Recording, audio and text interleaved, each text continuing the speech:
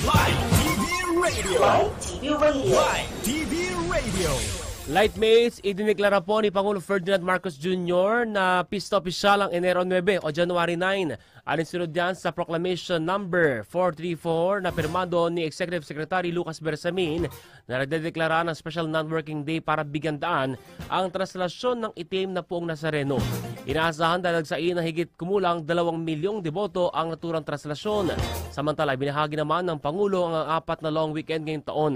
Long weekend ang huling linggo ng Marso dahil mahal na araw ang March 28, 29 at 30 na deklaradong pista opisyal. Deklaradong regular holiday naman August 26, araw na Lunes dahil National Heroes Day. Pagsabit ng Nobyembre, long weekend kaagad ang bubungad sa lahat dahil natapat na Biyernes ang Todos los Santos. Habang pinakamahabang long weekend ng huling linggo ng taon dahil Lunes ang Rizal Day at Special Non-Working Day ang bisperas ng bagong taon na araw ng Martes at Miyerkules naman ang bagong taon. Newsline